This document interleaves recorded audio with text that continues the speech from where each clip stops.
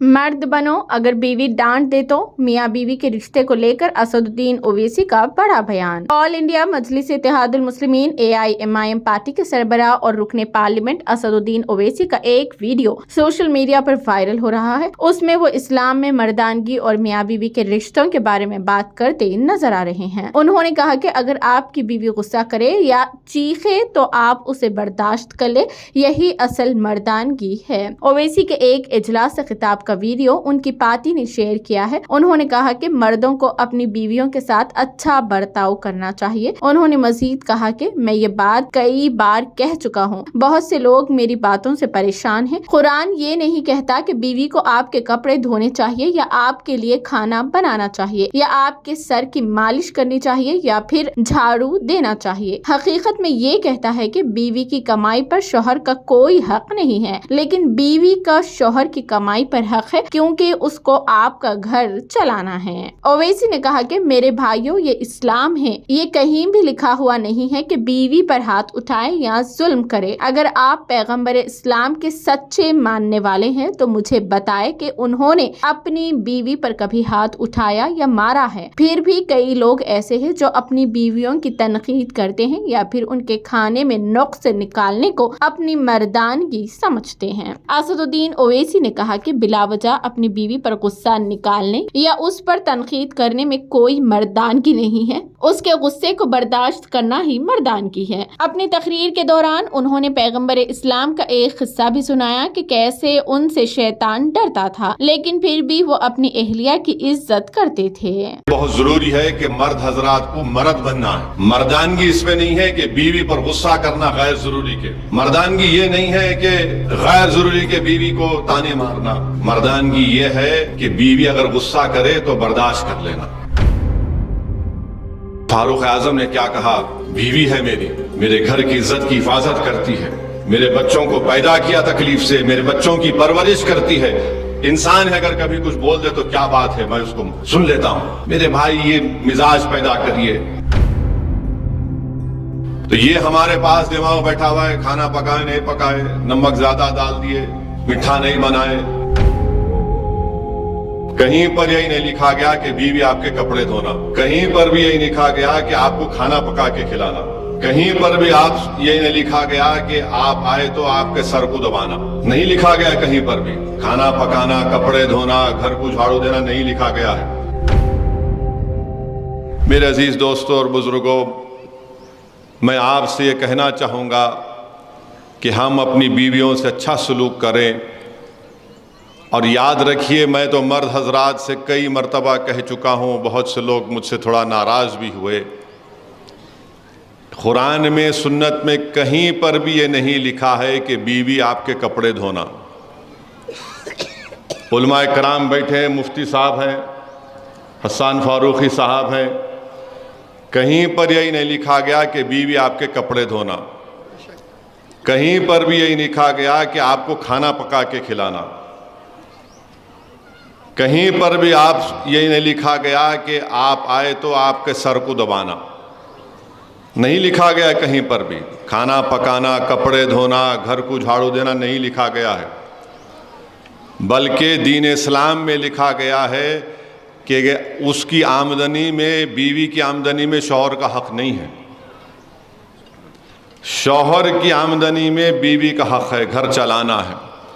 और बल्कि अल्लाह के रसूल सल्लल्लाहु अलैहि वसल्लम की हदीस शरीफ मैं खुद सुना हूँ और पढ़ा हूँ, अगर शौहर घर में नहीं है और घर की ज़रूरियात को ज़रूर ये तकमील करना, तो बीवी शौहर के पैसे लेके इस्तेमाल भी कर सकती है।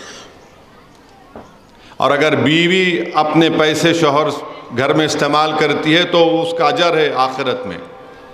तो ये हमारे पास दिमाग बैठा हुआ है, खाना पकाए नहीं पकाए, नमक ज़्यादा डाल दिए, मीठा नहीं बनाए। मेरे भाई, ये इस्लाम है, ये कहीं पर भी। और फिर जो मर्द हजरात अपनी बीवियों को जुल्म करते हैं, और अफसोसनाक बात यह है कि बाज़ वक्त मारते भी हैं।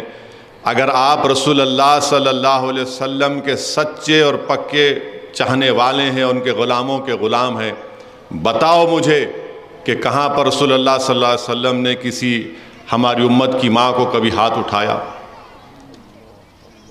بتائیے آپ، کہیں پر بھی نہیں ملتا ہم کو.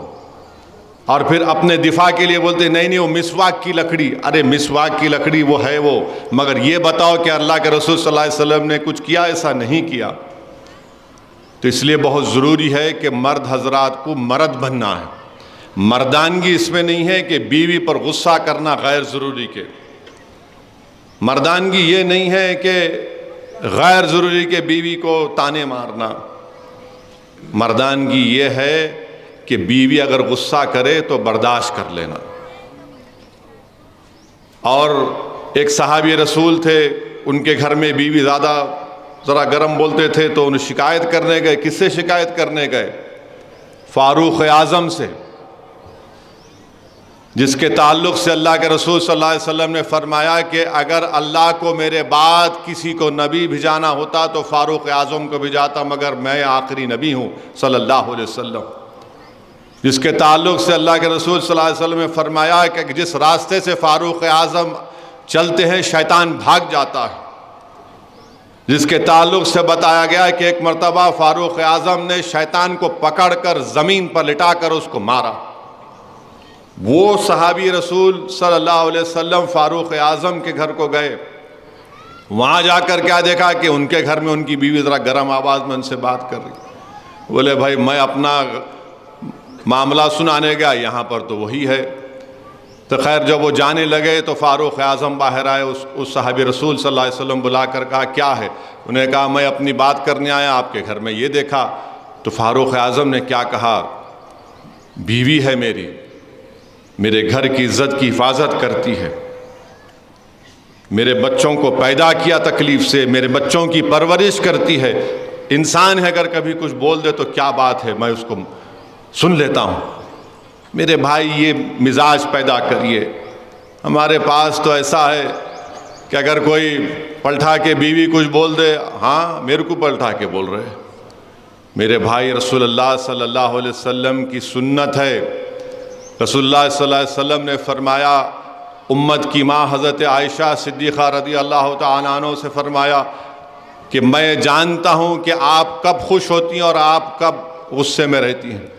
بی بی عائشہ نے فرمایا بتائیے رسول اللہ صلی اللہ علیہ وسلم. اللہ کے رسول صلی اللہ علیہ وسلم نے فرمایا کہ جب آپ خوش ہوتی ہیں تو رب محمد صلی اللہ علیہ وسلم کی قسم کھاتی، جب آپ تھوڑا غصے میں ہوتی ہیں تو آپ رب ابراہیم صلی اللہ علیہ وسلم کی قسم کھاتی. میرے بھائی اللہ کے رسول صلی اللہ علیہ وسلم نے امت کی ماں کے ساتھ ریس لگائی. ریس ہوئی تھی، پوچھئے علماء کرام، حسان فاروق صاحب ریس ہوئی. ہم کیا کرتے ہیں؟ ساری رات بھر چورستے میں بیٹھ کے دوستوں سے باتاں کریں گے. 12-1 بجے گھر کو جاتے ہیں، بیچاری بیوی انتظار کر رہی کہ کب آئیں گے ہمارے شوہر. آتے کہ انہیں بولتے نہیں سوئے اب تک تم؟ وہ بیچاری اماں انتظار کر رہی کہ بیٹا کب آتا. میرے بھائی یہ چیزوں کو سنو، سمجھو، اپنی زندگیوں میں انقلاب پیدا کرو.